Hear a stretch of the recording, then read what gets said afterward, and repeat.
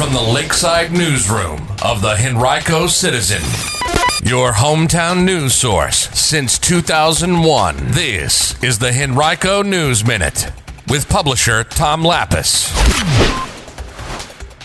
Some relief is on the way for those shockingly high car tax bills. We'll tell you all about it in today's Henrico News Minute. It's Thursday, May 5th, 2022, and it's brought to you today by the Barnes & Deal Law Firm.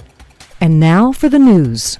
Well, if you were outraged by the increase in your recent first half car tax bill, you are not alone, and you don't have to wait long for word about some relief.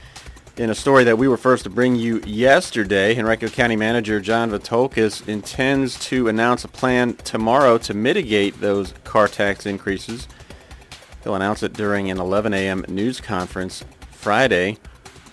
A number of vehicle owners in the county have seen increases of 30 to 40% or more on the assessed value of their vehicles, which translates to increases of hundreds of dollars on the amount of tax that they owe. It's all part of a national trend caused by a shortage in microchips, which has resulted in a shortage of new cars, increasing the value of those existing cars in the market. Legally, localities have to assess cars as close to fair market value as they can. Henrico finance officials were planning for an increase in those values of 15 to 20%, but it turned out that increase was more like 40%. That's the staggering rise in the average price of used cars in the nation between January of 2021 and January of this year, according to the U.S. Bureau of Labor and Statistics. Now, legally, the county can't alter its first half tax bills once they've been issued, but thanks to bills that passed unanimously this year in the Virginia House of Delegates and Virginia Senate and were signed into law last month by Governor Glenn Youngkin, localities now have the legal right to return surplus personal property tax revenues to their citizens if they choose to do so. Previously, they only had the authority to return surplus real estate tax revenues, something Henrico became the first locality in the state to do earlier this year when it gave back $10 million to property owners at the rate of 2 cents per $100 of assessed value. Now, you can read a whole lot more about this topic right now on henricocitizen.com. Henrico County officials will dedicate the new Dorey Park baseball stadium in Varina tomorrow. Varina High School will host Henrico High School in a varsity baseball game at 7 p.m., but beforehand, a community carnival will begin at 6, followed by a dedication ceremony at 6:45.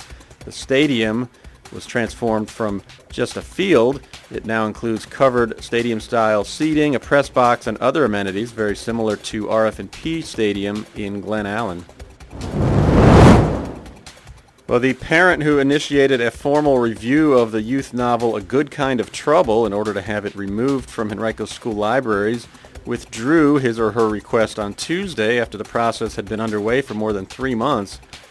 The withdrawal came just one day after we published an article about that request.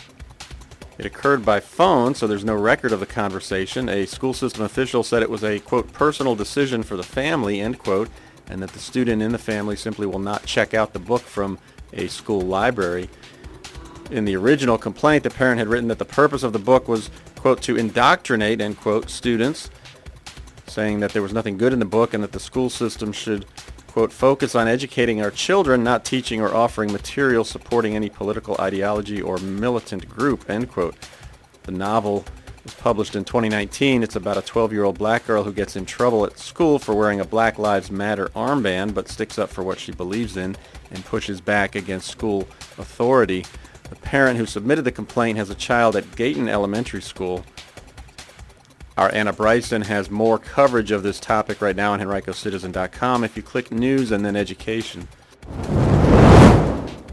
And Greenwood Elementary School Counselor Holly Gulig has been named the 2022 Elementary School Counselor of the Year by the Virginia School Counselor Association. The organization made the announcement earlier this week. In a post on its Facebook page, Greenwood administrators wrote that their counselor has, quote, supported many of our Gators, both students and staff, and we are forever grateful for all the love she pours into our school family, end quote.